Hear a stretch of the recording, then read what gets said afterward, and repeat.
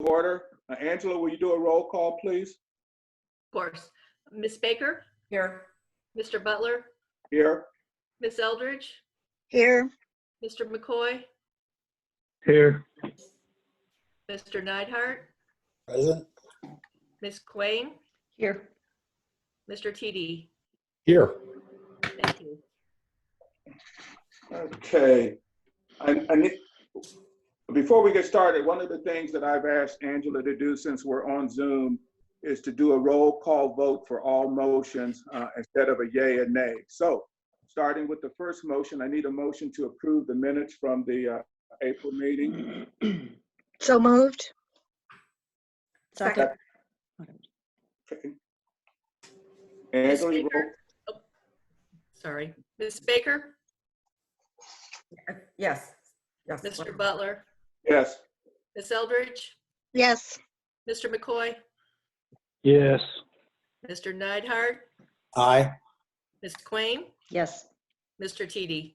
Yes. Thank you. I have a couple small things in my president's report this month, but they're good things, I think, and some disappointing things or whatever. The first one is that George shared with me that our legal counsel has reviewed the contract for purchasing the land and has approved us moving forward. So we plan on purchasing the land for the new library as soon as possible. That's the good news.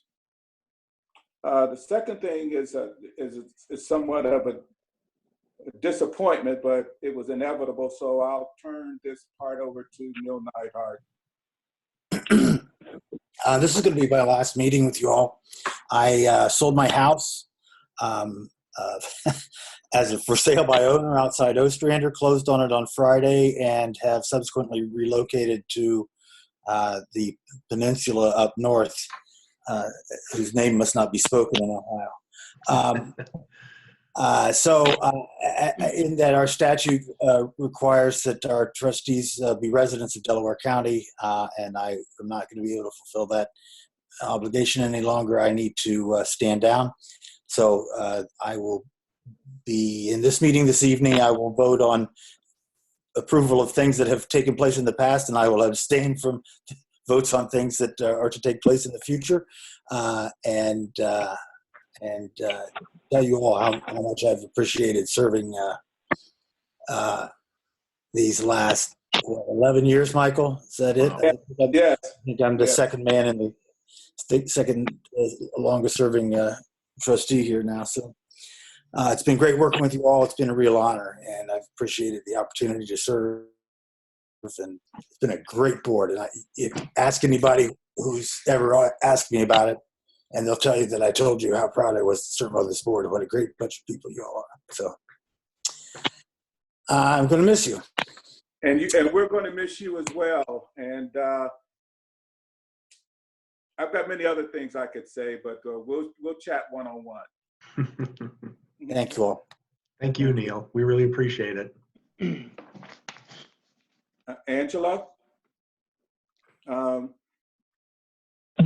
You're supposed to say how much you appreciate working with me now, Angela. I appreciate working with you, Neil. I really did. I loved when you were president. The meetings ran on time.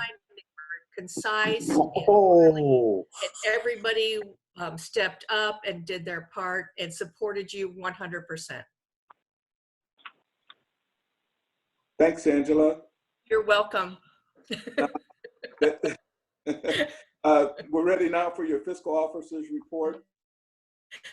You have my written report. I hope you got a chance to read over it. There's a lot of stuff in there. It's a lot of kind of crazy stuff and a lot of similar stuff. There's a couple things I want to point out to you. You notice on the monthly financial report, there is no patron fees because we've had no patrons. So there's been no credit card receipts. Nobody has given us anything for printouts or voluntary fines or anything like that. So that is the first thing you notice about the shutdown of the library. The second major thing is the PLF. I gave you the distribution for May also. along with the April. The May truly reflects what happened, the economic shutdown of our economy here in Ohio. It's down 34% for May, and that's just what OLC had predicted, so that's right in line. Michelle Francis, the executive director at OLC, said that August will be better because people will have filed their income taxes by then. So, Sina, you're on the hook now. Not everybody has. Also, on the there's two supplementals. One is for donations. That's a regular supplemental. The other one is professional fees. This is the contract with SHP.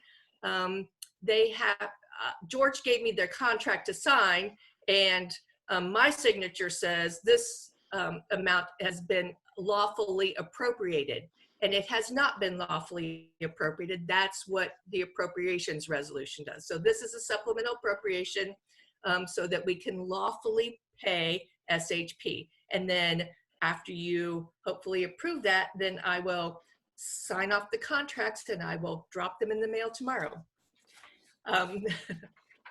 So that's going on. It is also open enrollment for vision and dental insurance. And Holly, you ask me almost every board meeting, do the employees like that? Do the employees like that? And it's like, okay, that's your hint. She needs to know, do the employees like that? They really do appreciate you the board picking up the vision and dental insurance for them. And it is, it's a nice gesture. It really is. And so I put in there in my report that there's 37 people on the dental and 35 people on the vision. I sent out, since it's open enrollment, I sent out emails to all staff who are qualified, and I'm expecting them to reply back to me, yes, they want to continue or not. So I will let them know again tomorrow that they need to get back to me. Do you want this or not? Thank you. Also, the finance department is moving offices. We're moving 2 doors down, but in the meantime, we've boxed everything up. And now I've been digging through boxes. So we're going to be, this is all in the plan for when we're adding new additional employees. We needed a place to put our other deputy fiscal officer's assistant. So there's 2 desks now going to be in the boardroom, one for Sam and this new person that we're not going to hire till the 4th quarter. And then I'm going to be where Trish used to be, which is now Molly's office right now, where she is. So that's where I'm moving. So that is the plan to move the 26th, 27th, and 28th. So we've got that going on.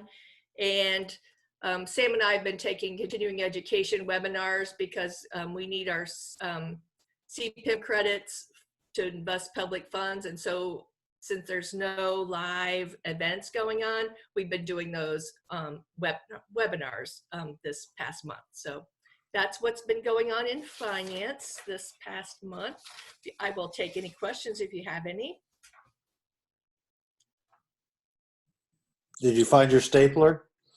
Yes, the stapler's always the thing to go when somebody gets canned or they get moved or they get something. The stapler's the first thing that gets poached. I just got another one because it's like, I'm not unpacking this for that one thing. I'm not. I thought if it was just right here on the top, that would be nice, but no. So I just got another one. I'll put it back once I move. Because I have one somewhere. Okay, thanks, Angela. We need You're a motion to approve the April financial report, invoices, So and investments. Second. Roll call vote, please. Ms. Baker, Yes. Mr. Butler, Yes. Ms. Eldridge, yes, Mr. McCoy, Yes. Mr. Neidhart, Yay. Ms. Quinn, Yes. Mr. Teedy. Yes. Thank you. And now we need a motion to approve the supplemental appropriations for April, and that's for donated books of $25 and other professional fees, architect $878,660. So So moved. moved. Second, Who was the Roll. second? Sorry. Brenda. Thank you. Miss Baker, Yes. Mr. Butler, Yes. Miss Eldridge, Yes. Mr. McCoy, Yes. Mr. Neidhart, I've got to unmute. Yes. Ms. Quang, Yes. Mr. Teedy. Yes. Thank you. George?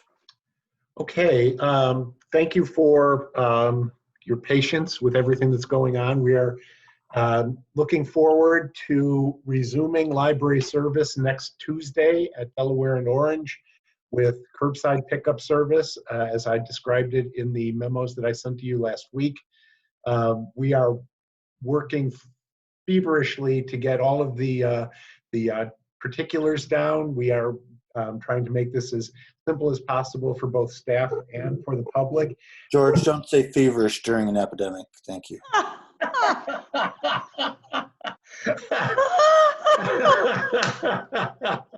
I stand corrected. You're right, Neil. That was a bad choice of words. We've been working diligently There you on go. getting the procedures and practices down and everything. I have to tell you that the management team has pulled together, and I'm talking about the whole team, the building managers, the department managers, Angela, Molly, the whole team has pulled together to create this process. And we have, I'm feeling very confident that we're going to be able to deliver good service. People be able to call in, be able to put the holds in online, be able to call in for reference service again. And we'll be able to deliver service either at curbside at Delaware, Ostrander, and Powell, and through the drive-through window at Orange in a way that's safe for both us and for the public.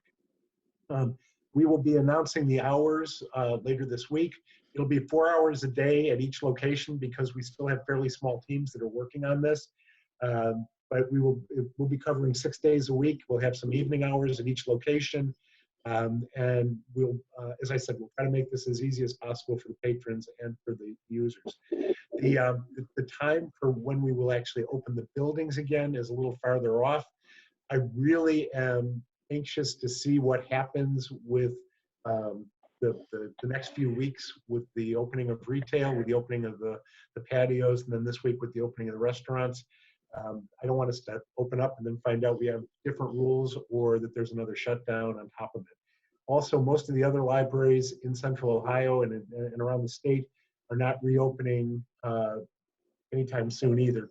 Columbus is just doing curbside at 3 of their locations. The only other library in Central Ohio that I know is opening any physical buildings right now is Upper Arlington. They're opening one of their 3 locations. But even that is very limited service. So we'll be looking probably at rolling out kind of slowly rolling out the service in the buildings too, but we have not finalized anything on that yet. So it's a complicated process. We've been in daily consultation with the General Health District over the last week and a half as we've started to finalize the plans. Sheila and Adam, her team, they've been great to review what we've got, get back to us quickly. And so I think we're in good shape to start this off. We have laid in a huge supply of disinfectant, of wipes, of masks.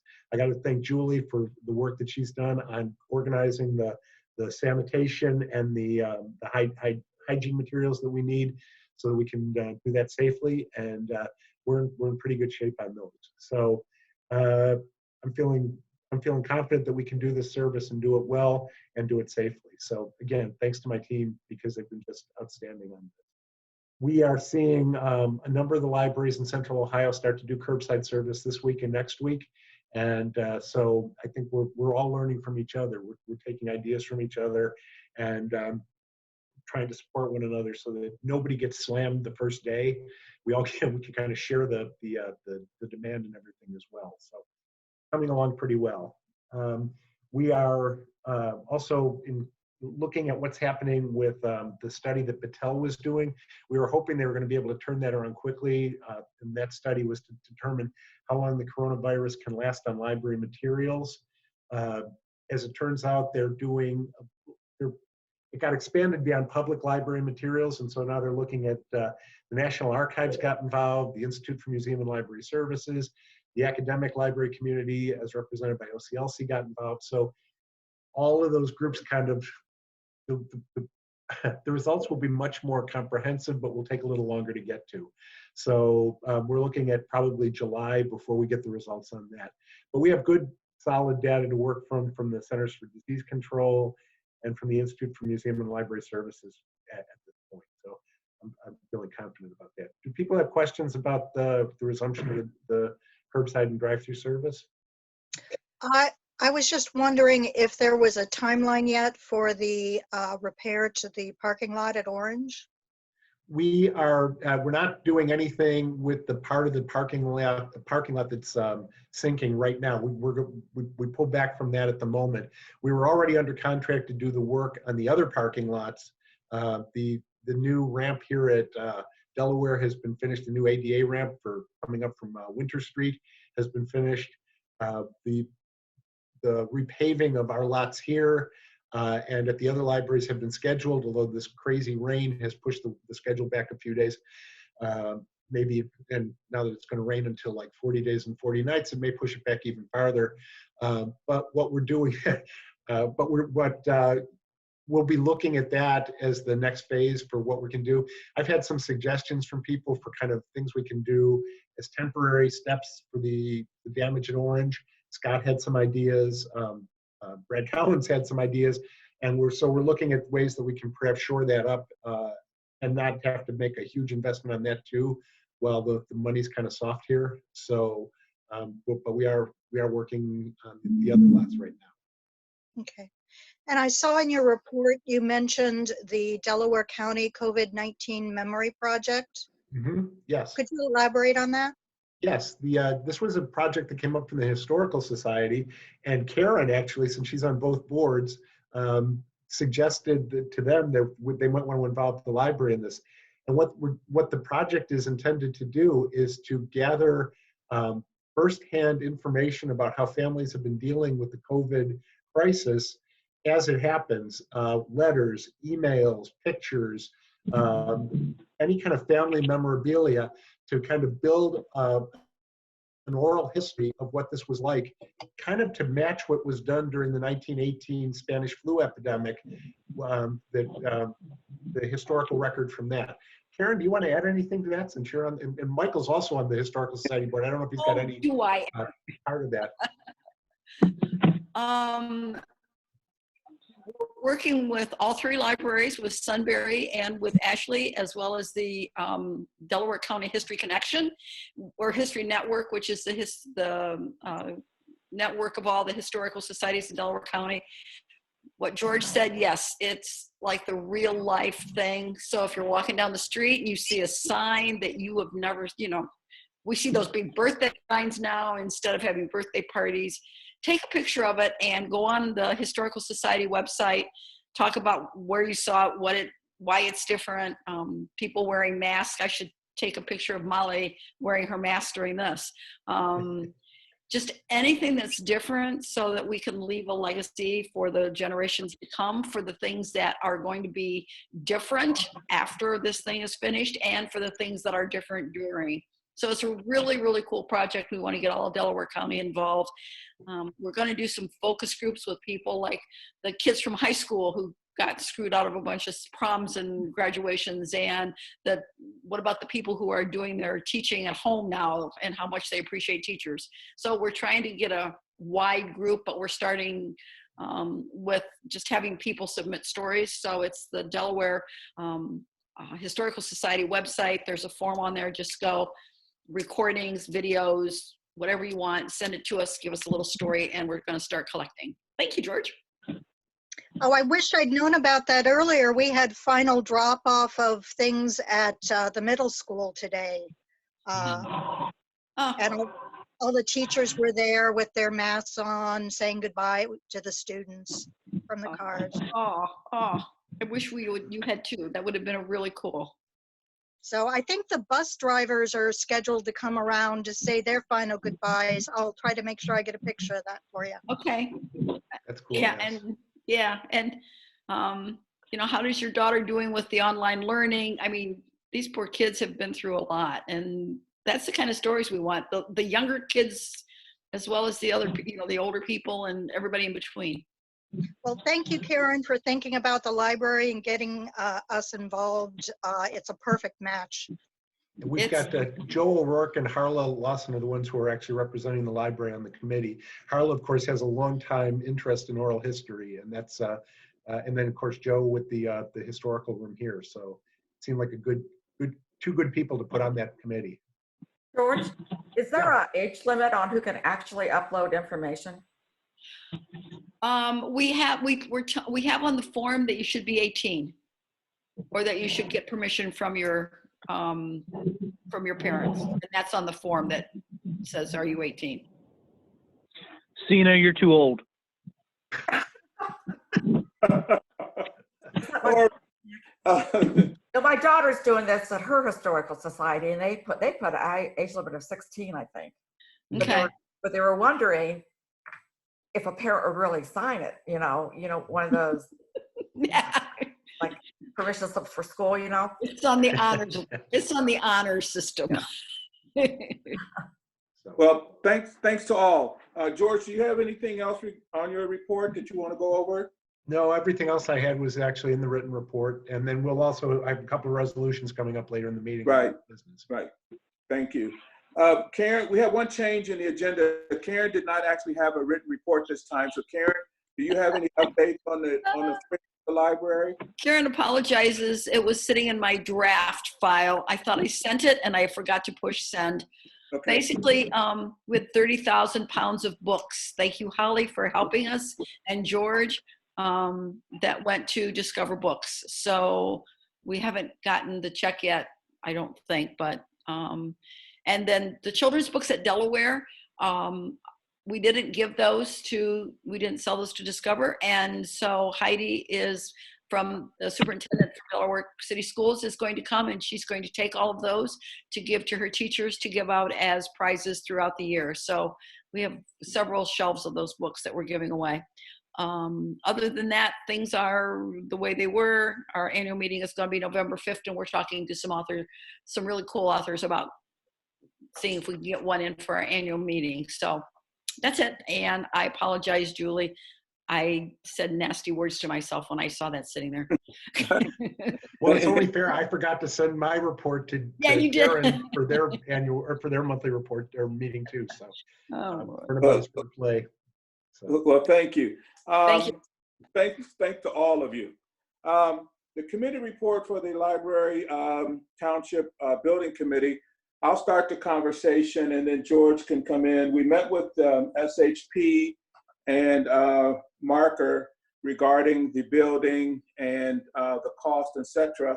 We had primarily two issues. One issue was to build a library with a basement or to build a library without a basement. The conclusion was that it made a lot of sense to build it with a basement, but leave it unfinished so that if there's something that one needs in the future, that we won't compromise them by finishing it and then having to unfinish it and do it again. The architect said that supported our decision and felt that it made a lot of sense to put in a basement, because if you don't and you need that space, you can't go back and do it after you've already built the building. That we had a lot of other conversations concerning little things and minor things.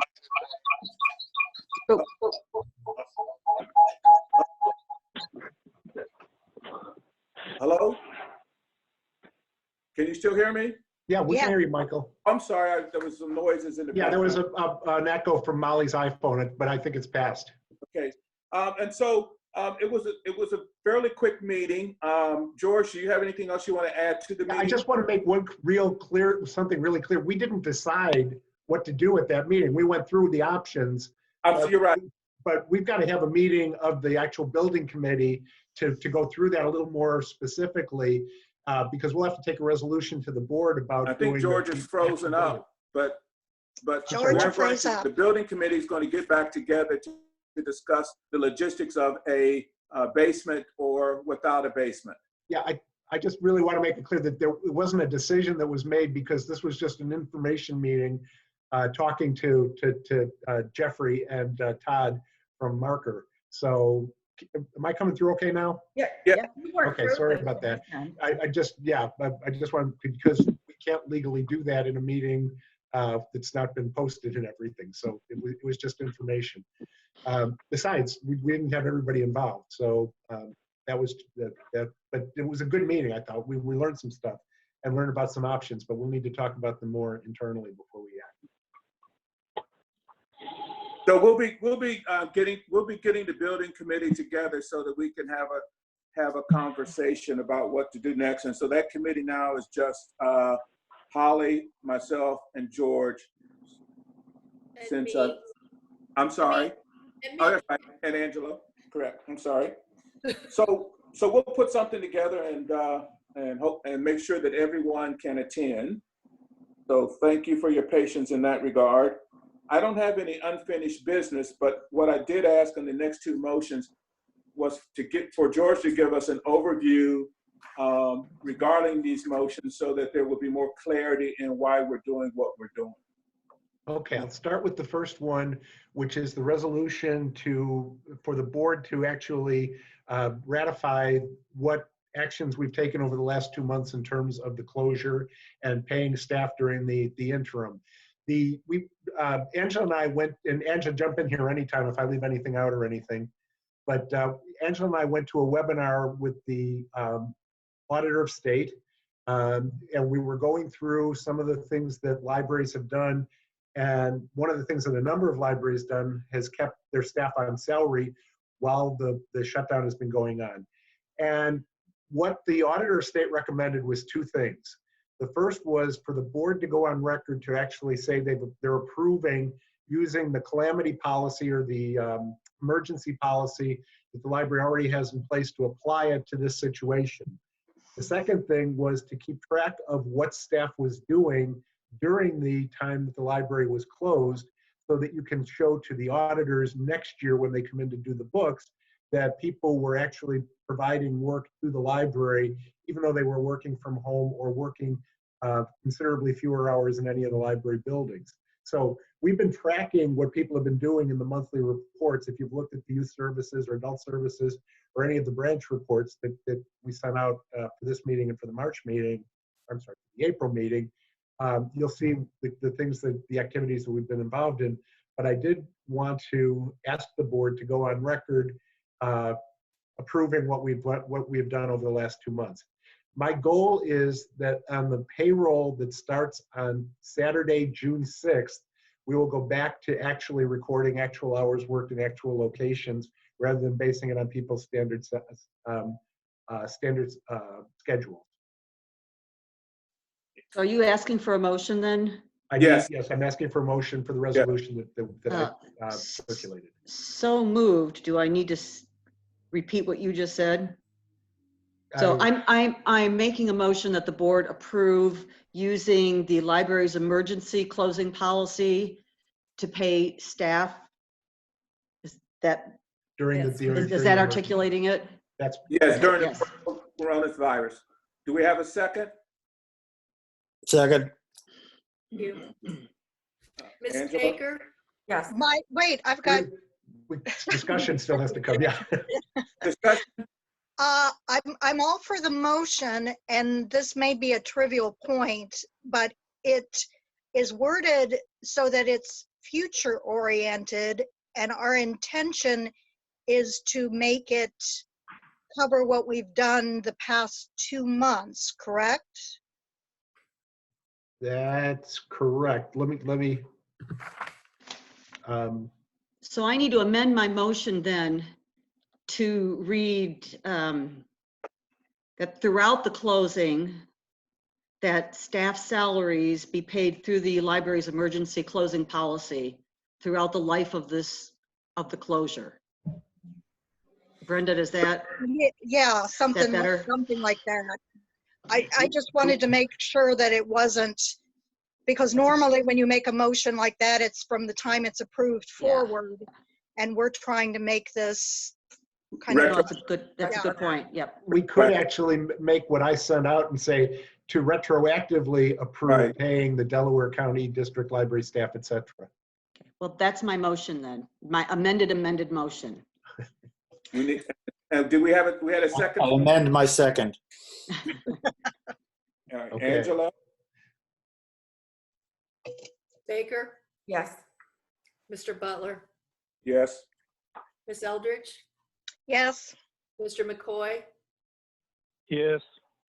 Mr. Neidhart, Aye. Ms. Quain, Yes. Mr. Teedy. Yes.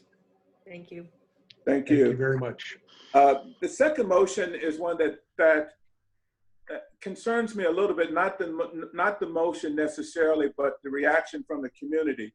And one of the things that I asked George about regarding, patrons and making sure that people follow the restrictions of having a mask and all that a security guard be present at any time that people are coming into the library. I think it's not fair to put the library staff at risk once the library opens to make sure that everyone is following the policy. So that's my opening remarks concerning this. So I will entertain any questions that anyone has, either George or I. so you're wanting to add to it to say that we're going to have a guard stationed at each building? That was my suggestion to George. And George, you want to jump in? Well, we currently only have a security guard at Delaware when the library is open. We've never had guards at the other locations, mainly because we didn't think it was necessary. And the security guard here, we have an unarmed security guard. The guard we've had works for the same company that does the county courthouse, and we've had incredibly good fortune in the woman who's been assigned to us for the last almost a year now, I think, Julie, right? She's been working with us. So, the intent of this resolution is the way it's written is that the board's policy, what you passed, was that in the past was that we can establish rules and regulations based on what the police, fire, police, and health departments have told us regarding patron use of the building. And what I'm asking is interpreting that so that we can require people to wear masks when they come into the building. Now, the question about having guards would be second to that. We'd have to figure out how we were going to pay for it, for one thing, because although we haven't had a security guard here for the last 2 months, spreading that out would be fairly expensive. So we'd have to come back and look at what the cost for that would be. I think we ought to consider separating those two issues, whether we want to require the masks, which I strongly support doing. And then the second one is, how do we want to enforce it as far as, do we want to have security guards, or are we willing to include that as like the other things that we do in terms of our security, our regulations for patron use of the building. Like we have rules against drinking alcohol in the building. We have rules against creating commotion, anything that would distract from other library users' peaceful use of the building. So, And how do we enforce those currently? basically, the staff enforces them. We give people a warning. We ask them to whatever behavior they're doing to stop doing it. If they And why don't we think that that can be used with the face masks as well? And then see if it's not effective, then go to the next level to stop of doing it. If they And that was actually that was what we had in mind when I put this resolution together, was we would just enforce that as any other rule. Michael's been more concerned about, because we've seen some of the situations that have happened in other parts of the country, and that's, I think he's concerned, and I don't think that's a foolish concern. I think it's a real concern that we might have people who either want to make a case or who just don't want to wear the masks. And we have to be ready for that situation as well. Can we back up a little bit here, please, before we decide who's going to enforce this? Yeah. And decide whether or not we're going to mandate when there is no legislation that mandates it, right? And No, then there's no legislation. The closest- absolutely. And this is May, 12 months after. I think we need to be careful about this. I'm absolutely not in favor of it. I don't think we need anything forced on our constituents. I think we need to be sensitive to people's choices. I think we need to be sensitive to people using their head and to enforce it. At the bad optics, that's bad optics, or it certainly could be, especially if Michael gets really, we're going to have a security guard at the front door that says, turn around and leave, you don't have a mask. I didn't mean it. That person feels differently about how it's contagious and how safe they feel than somebody else does. I think your responsibility, though, is to keep our staff safe. Yes, And if that we're- doesn't mean they're not safe. But Holly, I didn't mean that literally. What I meant is that we have a couple risks. We have the risk of the patrons, but we also have the risk of losing staff that feel uncomfortable with people coming in without a mask. So then it becomes a judgment decision, and everything that we do going forward regarding this coronavirus, it's a judgment decision. And so how do we err on these decisions? I mean, and I don't mean that a guard sitting up there, 6'4", 400 pounds, saying no, you have to wear your mask. What I'm saying is that we need to be very proactive in this, and maybe we need to test the waters, and that's okay. But the problem is, if a staff member gets sick or someone gets ill, we've got problems. Michael, I don't think the size of the guard determines how insulting it is to turn someone away because they feel differently about how. Should I carry a note from my doctor that says, I had it, I got over it, I can't hurt anybody, and you can't hurt me? Our staff are wearing masks. I go into the library. I don't come in contact with anybody. I use the self-serve, and I don't think we've quite recovered from a year ago. What we need to do is quit making things specific, but make them general. So What do you mean? In your particular instance, you use the library in a very specific way, and so you're looking at it from the basis of how you use the library. I understand. And there's others that use the library differently. What I'm saying is that on a broad-based approach, let's think about this, and I don't think we're going to reach a conclusion today, but at least if we vote on something, the policy has to be adaptable based on the situations and how things change. I don't know what that means, Michael. Adaptable and how things change. So when do we lift this unlegislative ban? I mean, how do we have a policy that's greater than what's legislated? We're a public building. We have the ability, we can make policies that are. I understand that, but all right. But I think Holly has a point in the enforcement of it. I think it's a perfectly valid policy to have, and I'd like to see us have the policy and have that posted when we open up. But yes, I think we need to figure out, well, if somebody doesn't abide by the policy, what are we prepared to do, if anything? Right, exactly. I think strongly recommend, would sure like it if you did, but give me the stink eye if I don't have one on. But I don't think, if somebody doesn't have one, where are they going to get one? Are you going to give them one? How do we know that mask we're handing them is safe? I'd be interested in hearing how other public buildings, when they open up, are planning to do something with that. I see webinars out there that address this situation, but I haven't attended any of them. Do we require shirts and shoes in the library? I think that's law, though. I will say that we just got our policies for opening up nationwide insurance, and we are required to wear face masks in all public areas. Staff is. Yes, that is correct. Well, we're not taking any visitors for the first 60 days. I realize it's private, so it's different. But I'm just giving as an example of what some other office is doing as a call for saying it's important. They think it's important to wear face masks to protect their staff. But the library's already doing that with staff. We're not talking about staff. We're talking about patrons. Has our lobbyist the with the patrons, Ohio it's to protect the Library Associate, I'm sorry, Stina, go ahead. I'm sorry. I said, I don't think this is protecting the patrons as much as protecting the staff. I think it's both. And I think you have to look at both sides of it. We have to protect our staff and we have to protect our patrons.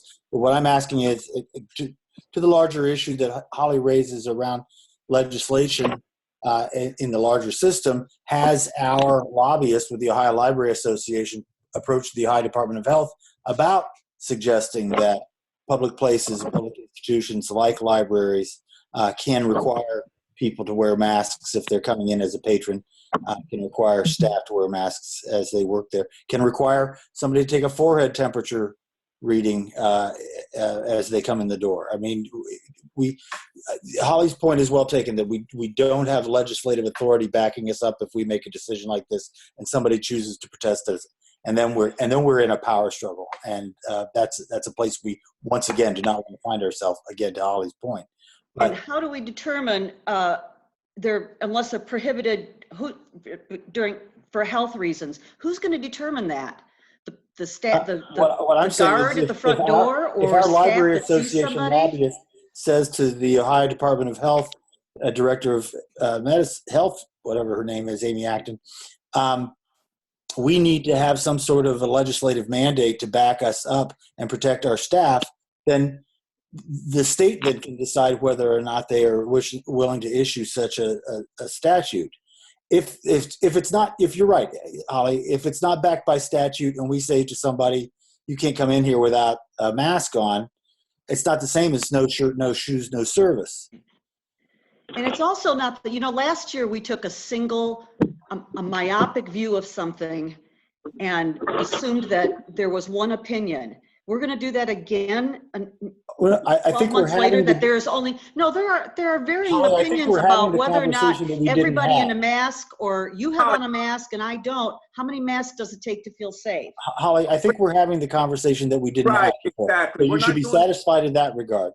Whether we can work out the granularity of the argument is yet to be determined. And I'm only making these points as on my way out the door, so that people are mindful of the complexities of the argument that you're posing. I think as anti-intellectual and anti-scientific as our society has become, we have to fall back on the principles of health science. And if we can, if our lobbying organization could get some sort of a legislative statute, then we've got the backup we need to be able to say, have a mask. Here's a mask. We'll hand them out at the door. We'll take your temperature, but we can't, at this point, you're right. We can't refuse service to somebody if they say, no, I'm not going to wear a mask. Yeah, Neil, you're absolutely correct. And I wasn't saying that we were going to do this. I was saying this is my opinion. And my opinion is just one of 7.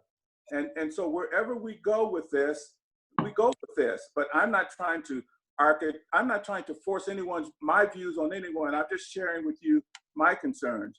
My secondary concern is how the staff will feel about this if people come in without masks and things like that. And that's another issue.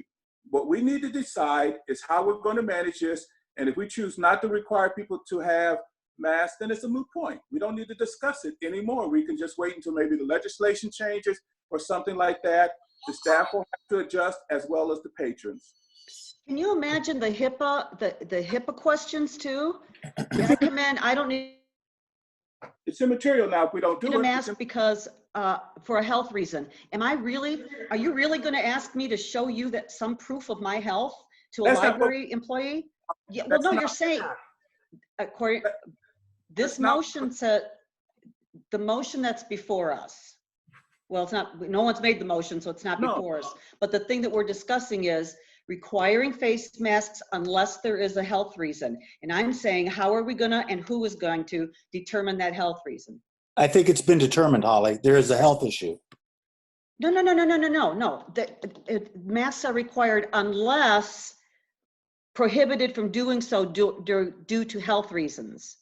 That language is taken directly Right. from the directive from the Ohio Department of Health. Exactly. And my point is, which library employee is going to be responsible for little Miss Jones coming in saying, I don't have to have a mask for health reasons? Really? Prove it. Yeah, so I can What do we chime do in. then? What do we do then? I can chime in there. The lovely Mrs. Teedy is a pharmacist at Grady Hospital, and I believe if you were to say, if a patron were to say, I can't wear a mask due to health reasons, that would be the end of the conversation. That's what I wanted to know. That's Right. all I want to know. Yeah, we would not, for the same reason, we're not keeping health records on staff members because of HIPAA. We're asking them to keep track of their own health, check their temperature every day before they come into work. But we're not keeping those records because we don't want a HIPAA problem. If somebody said, I'm not wearing a mask because I have a health issue with that, that's it. That's like Scott said, that's the end of the conversation. If they say if there's a religious reason, that's the end of the conversation. Exactly. Isn't asking the question though invasive in and of itself? The fact that you're requiring me to wear a mask and I have to now reveal to you that I have a health reason for not wearing a mask. No, I don't have to tell you what it is. That's not invasive at all. I'm not asking, do you have asthma? Do you have COPD? Are you a smoker? Are you, whatever? Well, we know it's one of those things, right? No, we don't. We don't know it. It could be any of a dozen different things that keeps them from wearing the mask. Well, then we know there's a dozen different reasons. I'm just saying that we're going to be asking staff to police something that I say we strongly, strongly recommend. Put signs anywhere you want. Wash your hands all you like. Wash your hands frequently. We'd love for you to have a mask, but I don't think we should be stopping patrons and asking them why they're not wearing a mask. But we're allowed to ask people, like if they bring a service animal into the building, do you have a medical health reason why you have to have the service animal? We're allowed to ask that question. The same way that we could ask somebody, do you have a health reason why you're not wearing a mask? So I don't see that it's no more invasive than that to me. Right. I also, I want to piggyback on something Michael said, and that is, I think one of the things is, I have a lot of staff people who either live with or are, when one way or another, responsible for people who are in vulnerable groups. I'm sensitive. And I understand. I can understand why they would be very concerned about coming into work if they thought that the people who are coming in to use the library for the lousy 30 seconds, minute, 5 minutes, whatever it takes to wear the damn mask, that they're willing to put other people's health at risk for that. I'm sorry, but I just don't think that's invasive at all. I don't think there's any kind of, it just strikes me as being so selfish by the person who doesn't want to wear the mask that it's almost inconceivable to me. The governor says that they're responsible as well. That's a good phrase too. Is there any? Pardon me. Oh, sure. Excuse me. Is there any liability? Is there any liability to us, to the library, if somebody does get sick? That's a question I'm going to leave to the lawyers. I cannot answer that one. They're actually debating that now, which brings me to what I was going to say. I don't think, if I'm remembering your timeline correctly, we're not opening any libraries before our next meeting. I don't think so. No, I'm pretty sure we're not. So. I think we need to do more research on this because I've been following that on the news and they haven't specifically decided. I know the legislature is currently trying to put through a release of liability. But I think depending on how that goes, a lot of other things will go that way too. Brenda's right. I think that the release of liability is going to happen. It's going to have to happen. Because the opposite of that is a police state with masks. Okay, so here's my recommendation so we can close this discussion. George, will you check with OLC to see if there's going to be any policy coming forward regarding the library's culpability regarding to ask patrons to wear masks or not? And also for OLC to check with the governor's office to see if they're planning anything. Continue this discussion at the June board meeting, and maybe we'll have more information, as both Holly and Brenda said. And then our purpose of conversation will be more directed instead of sharing all of these various opinions that are all worthwhile and creates concern. So, and I don't think anyone has been wrong in anything that they said. I just think that we all are passionate about this, but we need to be purposeful and passionate, plus have the legality of this issue behind us. I'm perfectly happy to do that. The only thing I would add to that is I will also talk to our county prosecutor, because if there's a legal issue involved, that's who our attorney is, and that's who we need to have support from. We also have the opportunity right now, the law firm that works with the Ohio Library Council, Vori Sater, is doing regular seminars for us. So we can also follow up with them to get more insights from that particular law firm as well. Okay, so I want to ask. I will do more research, and I will provide the stuff to the board as I unearth it. Okay, fine. Now I want to ask all the board members: is there any objections to tabling this motion? No. Okay, if not, then we'll table it to the June board meeting. Are we okay with that? I am. Yep. Everybody's okay? Since we're not going to open before then, yeah, I'm fine with that. Okay, perfect. Nicole, do we have any public participation? No formal comments were submitted in advance of the conversation, and we just have some banter on the Facebook page, as you guys have been bantering as well. So it's all good, and you guys, it'll be live and it'll be recorded, and everyone will be able to see after the fact.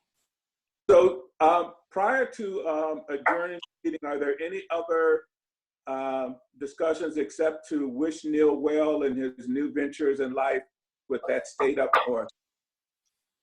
Mr. President, may I have the honor of making a motion to adjourn for my final? Yes, you may. Thank you. Is there a second? Second. All right. Thank you so much for that. Thank you, Neil. Take care. Thanks, Bye. Neil. We're going to miss your good counsel, sir. Yeah. I miss you, Neil. Oh, thank you. It's been great working with you all. Thank you. Bye all. And with you. Thanks, everybody.